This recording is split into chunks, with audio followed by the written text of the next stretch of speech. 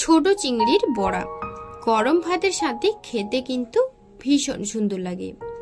এই ছোট চিংড়ি দিয়ে নানান ধরনের রেসিপি কিন্তু বানানো যায়, তবে এই ছোট চিংড়িগুলোর বড়া সব থেকে বেশি ভালো লাগে।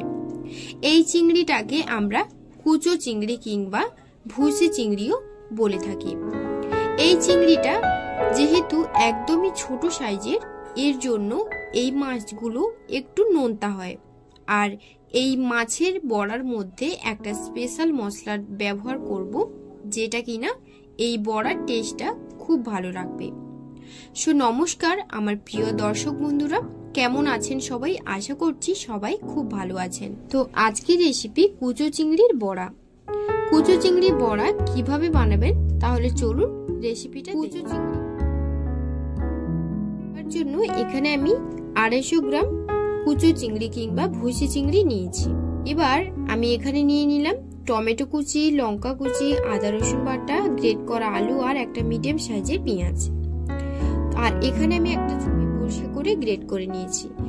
এখন চিংড়ি মাছের মধ্যে গ্রেট করা আলু, কেটে রাখা পেঁয়াজ আর দিয়ে দিচ্ছি টমেটো কুচি, তারপর দিয়ে দেব কাঁচা লঙ্কা কুচি।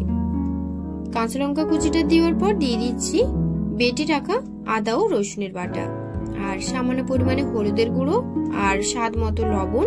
তারপর ঝালের জন্য 1 চা চামচ দিয়ে দিলাম লঙ্কার গুঁড়ো আর এখানে দিয়ে দিচ্ছি জিরে গুঁড়ো 1 চামচ আর সানরাইসের দিয়ে দিলাম 1 চামচ গরম মশলার গুঁড়ো। আর স্পেশাল মশলাটা যেটা, এই হচ্ছে সেই স্পেশাল মশলা। 2 চামচ পরিমাণে ম্যাগি মশলা দিয়ে দিলাম। এই ম্যাগি মশলাটাই কিন্তু আসলে এটা কিন্তু টেস্টটা সম্পূর্ণ আলাদা করবে বড়ার। এবার আমি 4 চা চামচের মতন দিয়ে দেব বেসন। আপনারা এখানে চাইলে চালের গুঁড়ো কিন্তু দিতে পারেন। দেওয়ার পর সবকিছু কিন্তু খুব ভালো করে মেখে নিচ্ছি। তো দেখুন সবকিছু খুব ভালো করে একটু হাত দিয়ে মেখে নেব, একদম ভালো করে কিন্তু মেখে নেব। আর এই চিংড়ির মধ্যে কিন্তু কোন রকম কাঁটা কিংবা, তার জন্য খুব ভালো করে মেখে নিয়েছি। তো দেখুন এই যে খুব ভালো করে আমার বড়াটাগুলোকে মাখানো হয়ে গেছে। তো দেখুন এইভাবে কিন্তু আমি মেখেছি। এবার বড়াগুলো ভাজার জন্য আমি প্যানে বেশ কিছু পরিমাণে তেল দিয়ে খুব ভালো করে গরম করে নিয়েছি। তো এরপর আমি এখানে ছোট্ট ছোট শেপ করে আমি বড়াগুলোকে নিয়ে হাত দিয়ে এইভাবে একটু শেপ করে নিচ্ছি। আপনারা নিজেদের পছন্দ অনুযায়ী শেপ করে বড়াগুলোকে ভেজে নেবেন। তো দেখুন এই বড়াগুলো কিন্তু একটু বড় সাইজের করে ভাজলে কিন্তু ভালো লাগে না, একটু ছোট সাইজের করে হাত দিয়ে একটু শেপ করে দিয়ে ভাজলে কিন্তু খেতে ভালো লাগে। তো এই যে দেখুন হাত দিয়ে একটু শেপ করে করে আমি সবগুলো বড়া একেবারে ভেজে নেব। তো এই যে দেখুন আমি পরপর করে সব বড়াগুলোকে দিয়ে দিচ্ছি। দেওয়ার পর আমি বড়াগুলোকে ভেজে নেব। এই বড়াগুলো ভাজার সময় কিন্তু ফ্লেমটাকে মিডিয়ামে রাখতে হবে, লো কিংবা হাইতে রাখলে কিন্তু হবে না। মিডিয়ামে রেখে বড়াগুলোকে খুব ভালো করে ভেজে নিতে হবে। তো এই যে দেখুন আমি সব বড়াগুলোকে দিয়ে দিয়েছি। এবার 2 থেকে 3 মিনিটের জন্য আমি রেখে দিয়েছিলাম। তারপর এক পিঠ উল্টে দেব। উল্টে পাল্টে বড়াগুলোকে কিন্তু 3 থেকে 4 মিনিটের জন্য খুব ভালো করে ভেজে নিচ্ছি। তো লো ফ্লেমে কিংবা মিডিয়াম ফ্লেমে রেখে বড়াগুলোকে খুব ভালো করে ভেজে নিতে হবে, একদম মুচমুচে করে ভেজে নিতে হবে। তাহলে দেখবেন বড়াগুলোকে খেতে ভালো লাগবে। আর এই বড়াগুলো কিন্তু গরম অবস্থায় কিন্তু খেতেই ভালো লাগে। তো এই যে দেখুন সব বড়াগুলোকে উল্টে পাল্টে ভেজে নিয়েছি। এরপর সব বড়াকে উল্টে পাল্টে দেওয়ার পর আমি আরো 2 মিনিটের মতন রেখে দেব। আরো 2 মিনিটে রাখার পর তারপর দেখুন বড়াগুলোকে একেবারে ভাজা হয়ে গেছে।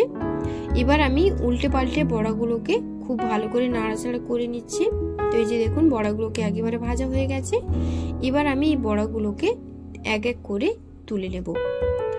তো দেখুন বড়াগুলোকে কতটা সুন্দর ভাজা হয়েছে, একদম লাল লাল আর একদম ভালোভাবে মুচমুচেও কিন্তু হয়েছিল। তো দেখুন সব বড়াগুলো আমার ভাজা হয়ে গেছে। এবার আমি বড়াগুলোকে তুলে নিচ্ছি।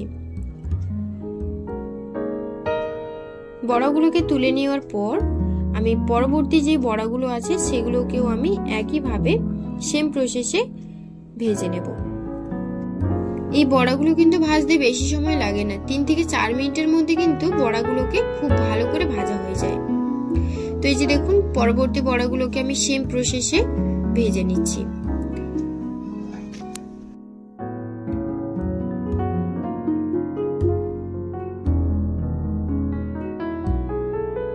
সেম পদ্ধতিতে কিন্তু আমার সব বড়াগুলো ভাজা হয়ে গেছে। এখন আমি সব বড়াগুলোকে এক এক করে তুলে নেব। তো বন্ধুরা, আজকের রেসিপি আপনাদের কাছে কেমন লাগলো আমাকে কিন্তু কমেন্টে জানাতে একদমই ভুলবেন না। এবং প্রত্যেক দিনের মতন নিত্য নতুন রেসিপিগুলো সহজভাবে দেখার জন্য অবশ্যই মলি কিচেন চ্যানেল। তো দেখুন, বড়াগুলোকে একটা ভেঙে দেখাচ্ছি।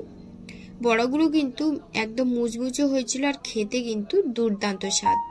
আপনারা অবশ্যই একবার বাড়িতে বানিয়ে দেখবেন, আশা করব খুব ভালো লাগবে। তো রেসিপি যদি আজকের আপনাদের কাছে ভালো লেগে থাকে তাহলে অবশ্যই লাইক ও শেয়ার করে রাখবেন। আজকের মতো ভিডিওটা এই পর্যন্ত। আপনারা সবাই খুব ভালো থাকবেন, সুস্থ থাকবেন। সবাইকে ধন্যবাদ জানিয়ে আজকের ভিডিওটি এই পর্যন্ত। ধন্যবাদ।